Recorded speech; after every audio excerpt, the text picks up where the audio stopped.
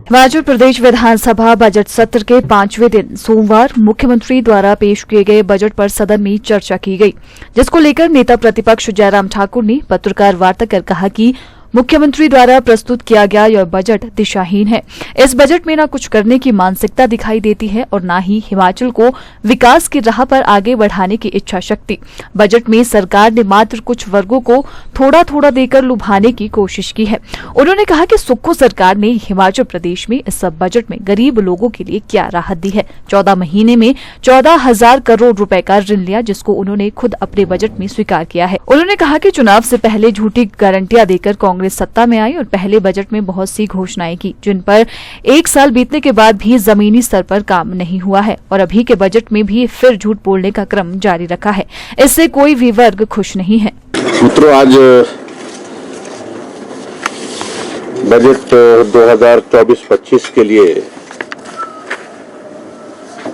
माननीय सदन में मैंने अपना चर्चा के दौरान अपना वक्तव्य रखा है और सबसे पहले तो इस बजट के संदर्भ में मुझे ये कहना है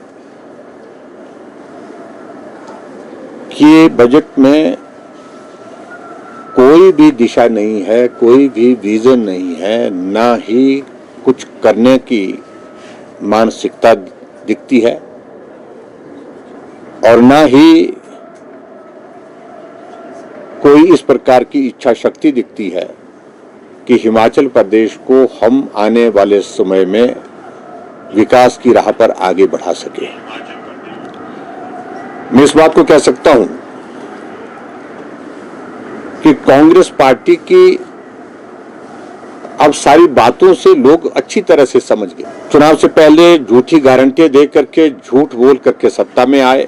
सत्ता हासिल करने के बाद पहला बजट प्रस्तुत किया, उसमें बहुत सारी घोषणाएं की और 1 साल बीतने के बाद उन घोषणाओं पर कहीं भी जमीनी स्तर पर काम हुआ नहीं। सारी की सारी योजनाएं धरी की धरी, हवा की हवा में रह गई। और उसके पश्चात अभी के इस बजट में 2024-25 के इस बजट में फिर वही क्रम जारी रखा झूठ बोलने का। मैं समझ सकता हूं कि ठीक लोकसभा के चुनाव से पहले ये बजट प्रस्तुत हुआ है। कुछ वर्गों को इन्होंने थोड़ा थोड़ा लाभ दे करके उनको लुभाने की कोशिश की, लेकिन हकीकत यह है कि समाज का कोई भी वर्ग जो है वो खुश नहीं है।